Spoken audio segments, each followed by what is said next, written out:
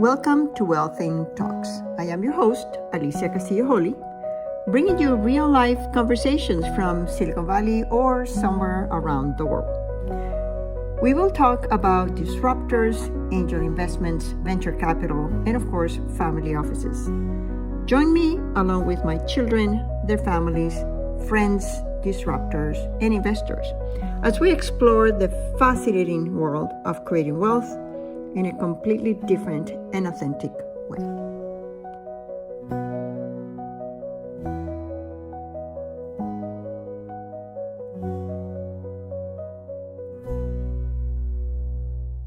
Hello, everyone. Thank you for being here once again with the Wealthing Podcast. I am so pleased to bring my friend Manuela to the podcast. Manuela, thank you so much for being here.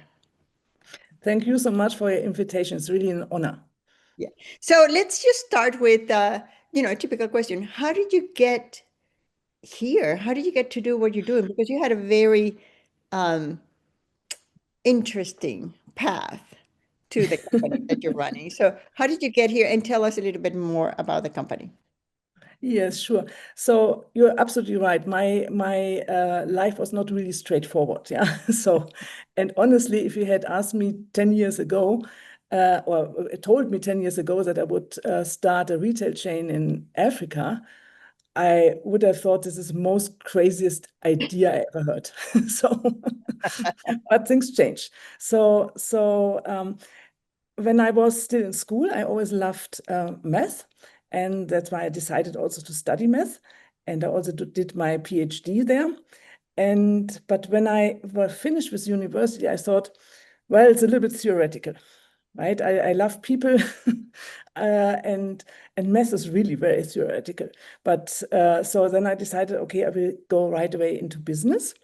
To meet people, to learn a lot, other things, yeah. And so I started my life or my career really with big corporates, like, for example, Siemens. Siemens is one of the largest companies in Germany. And I worked in several roles, right? Like an engineer, a consultant, project manager, but I ended up as a turnaround manager. And most of the time, in industry, I worked as a turnaround manager.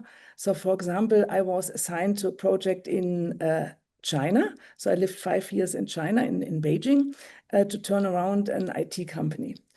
And this was really great. I love to work with young people, to empower them.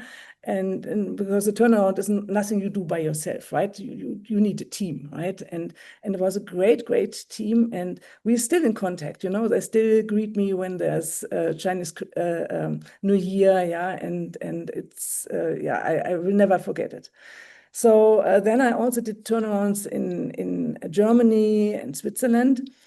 And then came the time where I was thinking, is this all what I want to do in this world, right? So I thought, okay, it was a great time. I don't want to miss a single year, right? I had so many people supporting me, my parents, I grew up in a wonderful family, but also my bosses were always supporting me.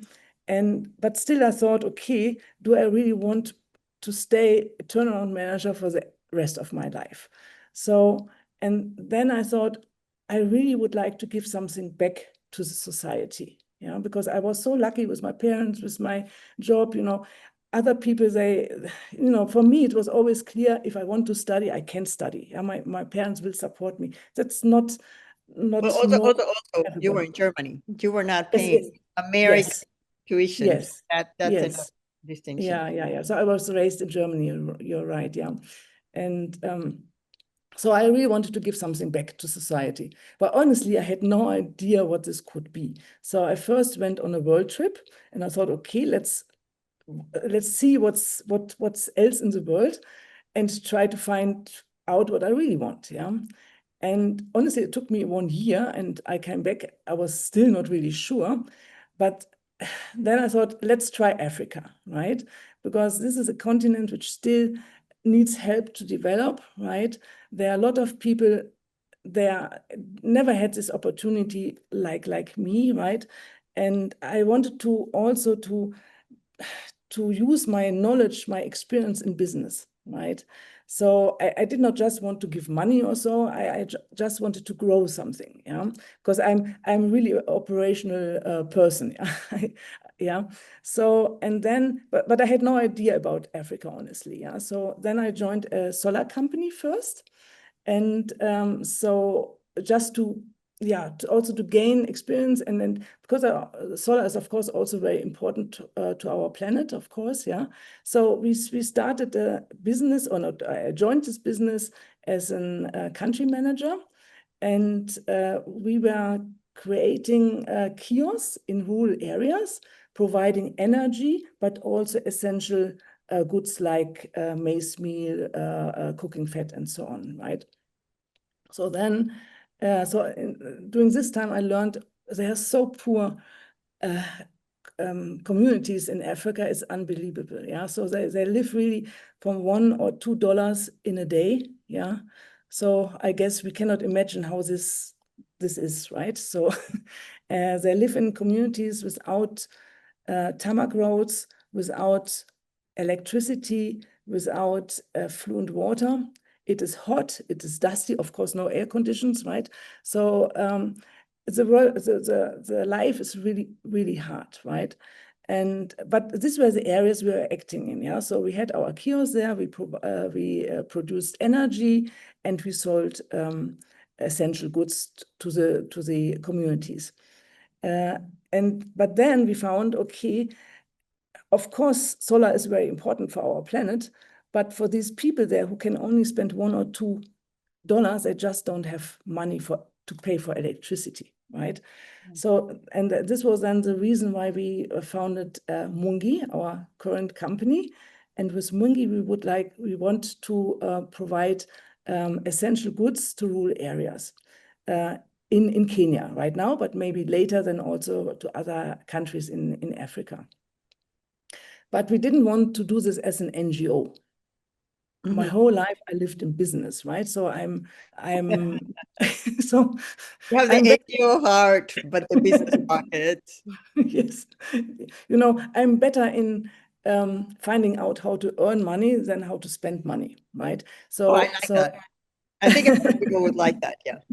Yeah, but it needs both, right? NGOs and business. But we thought that if we build a company that is profitable, that has investors, and can pay back returns to investors, then it's really sustainable, right? Because then we can really grow, we can really scale. Yeah, if it would be just if we would rely on donors and then we would not be able to grow as much as we want to grow. Yeah, yeah. So that's why it was really a must to build a company that becomes profitable and can pay back their investors. Yeah. So tell us a little bit more about the company and what happened with the solar. The solar business still exists, but in other areas. Yeah. Okay. But we and with different scope as we had at this time. So MWINGI is a company only doing retail right now. Yeah. And what kind of products and what is your client? Tell us a little bit more about where the idea came from. And yes. can you now it's for a lot of people watching or listening, how can you make money in communities that live with so little, selling things that are so basic? Tell us a little bit more about that, the idea, the business model. Yeah, this is a very good question. So in these areas, you must know that the demand is much higher than the supply. And the reason is that the people don't have the working capital to open a shop. Yeah. Or if they open a shop, they are always out of stock, right? Yeah. Because they just don't have the working capital. So now also the delivery is very difficult there because there are no tarmac roads. It's all off-road, right? And they need to go long distances. So if you open a shop, for example, in Nairobi, so the capital of Kenya, then it's easy to open a shop because you have a wholesaler around the corner, and if your sack of rice is empty, you just buy a new one. In the rural areas, you need to go maybe 30 or 50 kilometers by motorbike to buy another sack of rice. Yeah, so that's why everything is more complicated in these areas. So the working capital is missing, but also transportation is very expensive. They don't have bargaining power because, of course, they buy only in small pieces, right? And they are also did not enjoy an education how to run a business, right? So that's why they are not. They don't concentrate on fast-moving items like we MWINGI are doing. Yeah, so they buy a lot of things that are slow-moving, and then they're in the shelves. But then this working capital is not working anymore for them, right? Because it's like in the shelves. Yeah. So, but it's not their fault. Nobody told them how to do this right, and that's why we start in this. And now the people in this village, they have sometimes to walk really 10 kilometers just to buy 1 kilogram of maize meal. Yeah. Wow. So, and this we wanted to change, but now the issue is you need to analyze the problem. And as I said, it's not only one problem. It's not enough to give them money, right? Because they still have the transportation problem and the know-how problem. It's also not enough just to bring goods there because there are still no shops, right? And so with MWINGI, we open shops in these rural areas. They are run by local women.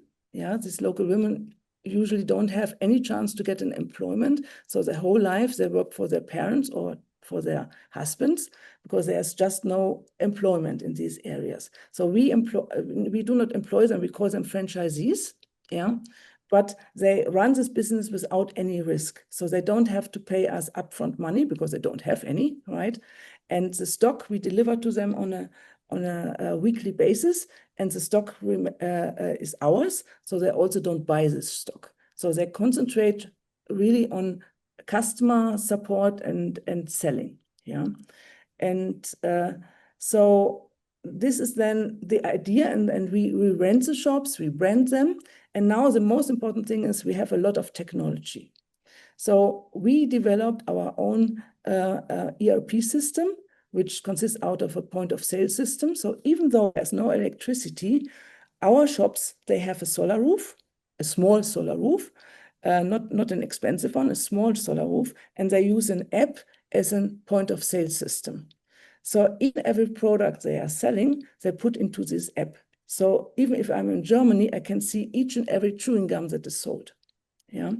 And by this, we have complete control. So some people ask us why we are not doing e-commerce. E-commerce doesn't work there. The people even don't have a smartphone. And if they would order via internet, who's bringing the goods there? Nobody, right? So e-commerce is just not working in these areas.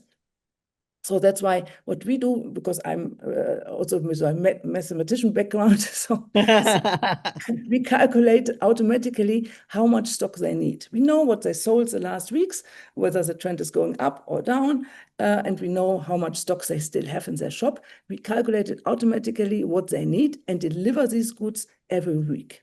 And it's every week different, depending on what they have. So that's why we don't need e-commerce. We do one step further. We calculate what they need. They don't need to order from us. Yeah. That's the Walmart method.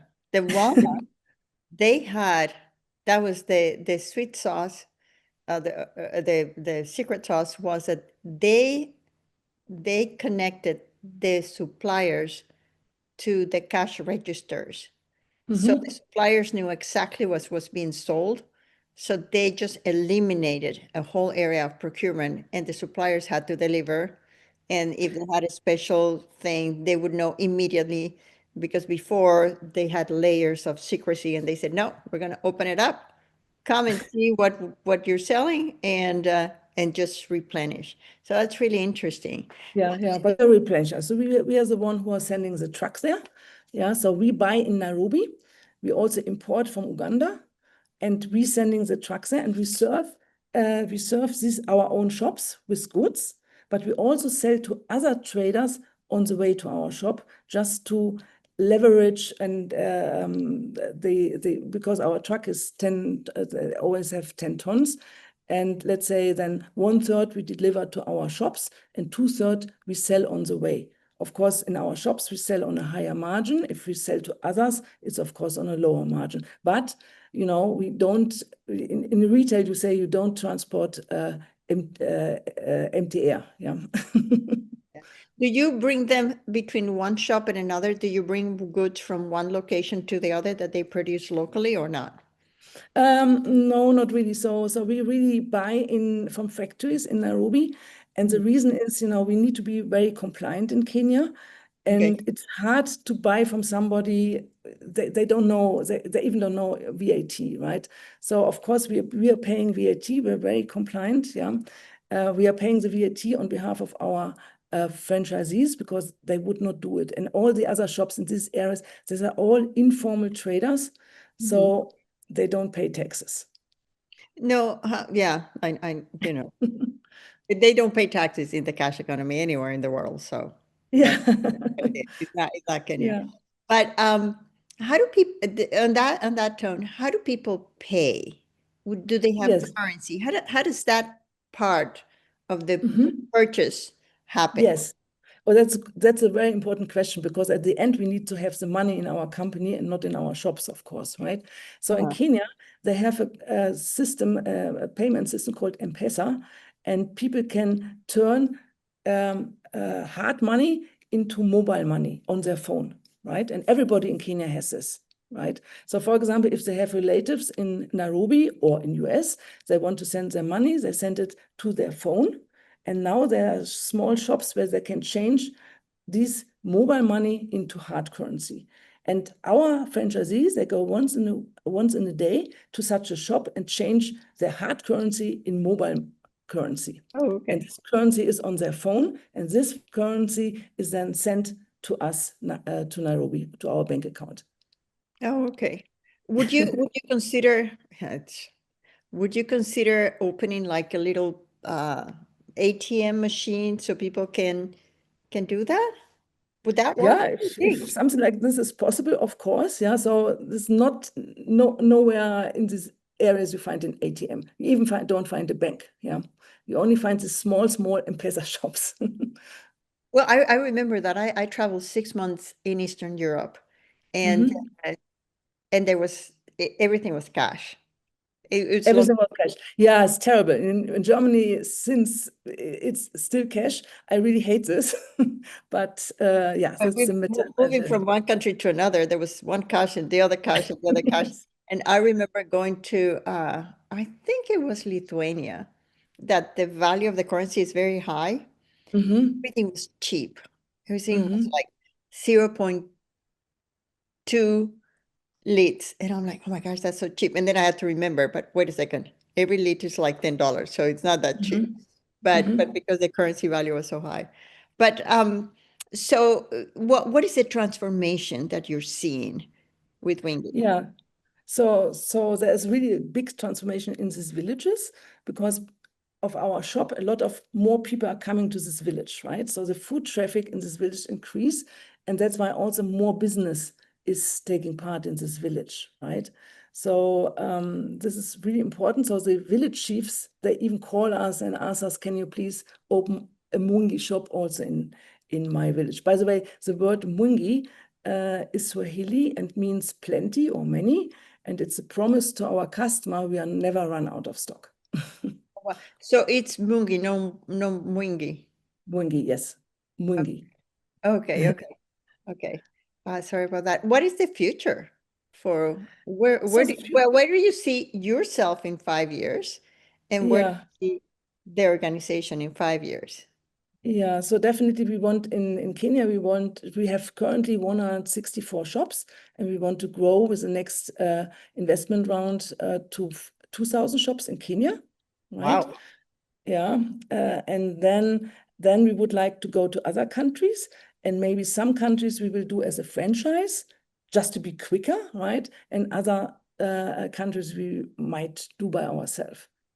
And Yeah, you're but raising money? You're going to raise money in the next round, or yes, are you yes, open? yes. Are you So, closed? How's that working? no, we are just starting our Series A round, and so yeah, we are just in the preparation phase right now, but soon we will start. And this money is then really to grow us to where we want to be, right? So this year we want first to be profitable, yeah, and then the money is purely for growth. Oh, that's very exciting. What about you, Manuela? Where do you see yourself in 5 years? Yeah, it's a good Hopping question. Yeah. around all the countries. Yeah, but currently I'm really half of my time in Kenya. Like now, for example, I'm in Kenya, right?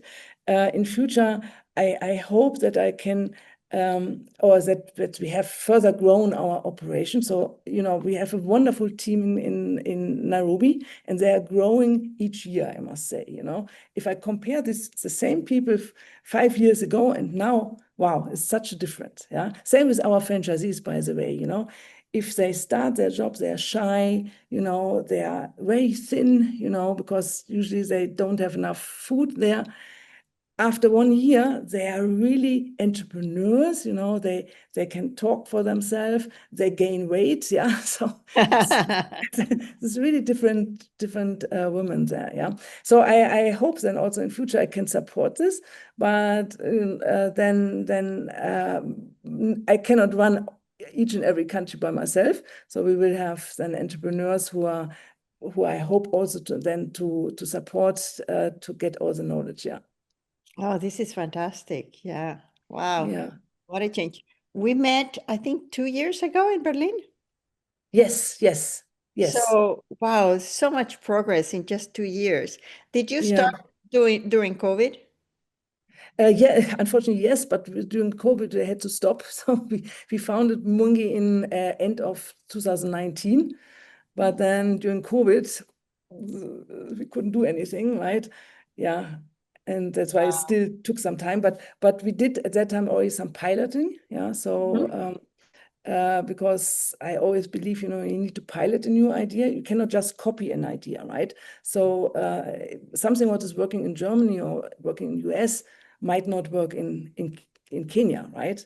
So Okay. we did a lot of piloting at that time, and I did an analysis how the people live there, how much money they have, what they want to buy, and so on. So we have only 50 products, right? This is, Wow. for a US supermarket, you could not imagine, right? So we have only 50 products. And let's say even 10 of our products is creating 80% of our revenue.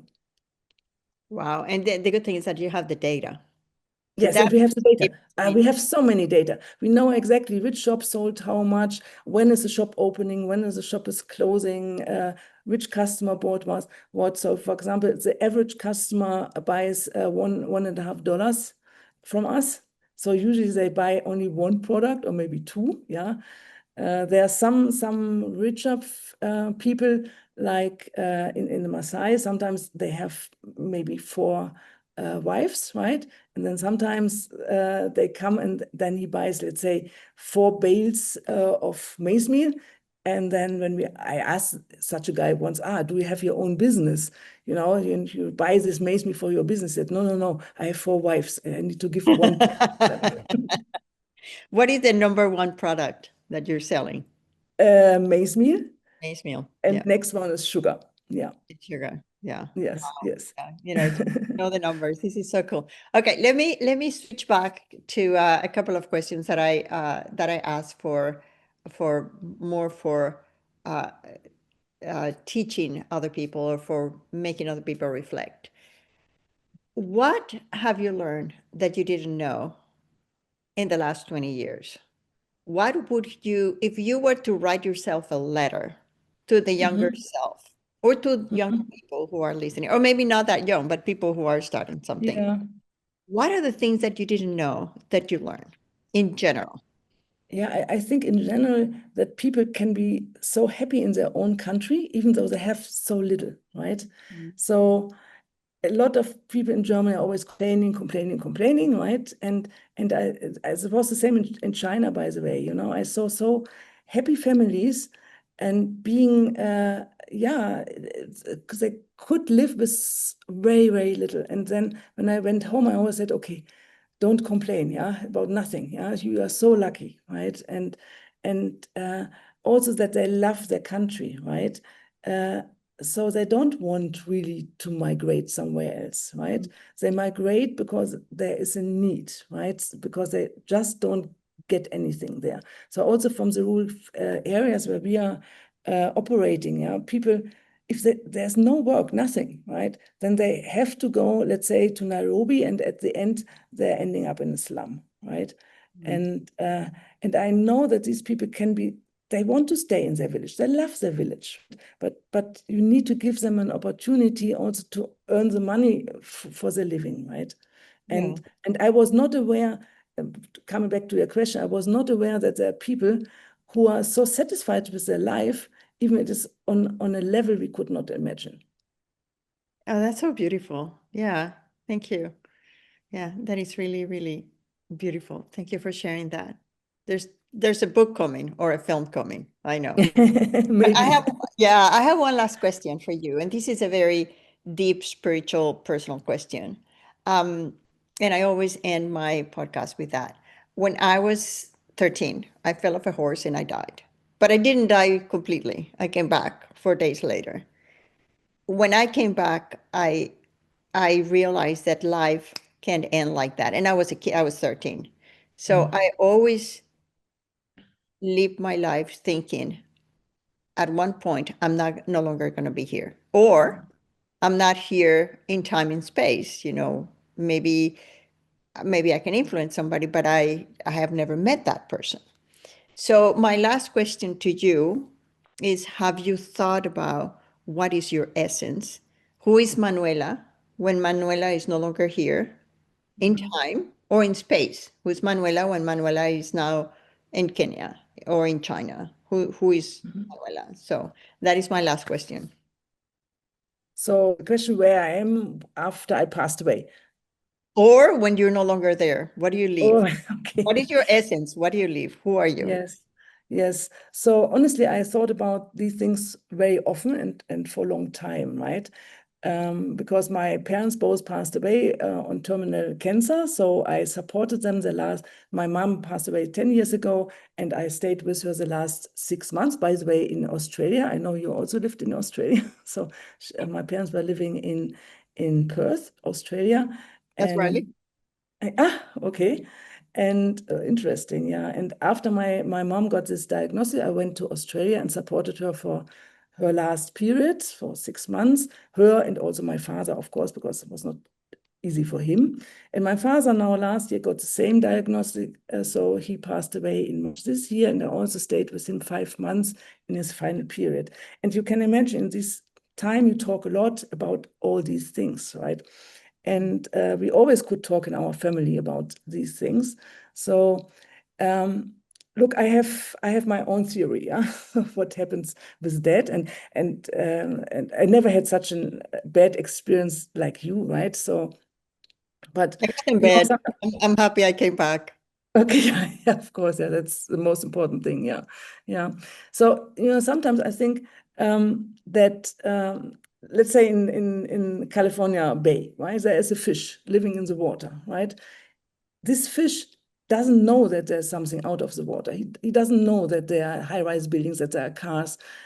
The fish doesn't know that there are internet, and you and me, we are now talking 10,000 miles away from each other. The fish lives in his universe. This is water, this is sea, but he doesn't know about something else.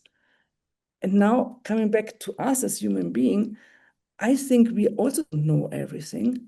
And there might be something, or I'm pretty sure that there is something we don't know, which why shouldn't there be something beyond matter? Yeah. But of course, there's no proof. I also don't have a proof. It's just, my feeling, because nature is always a cycle, right?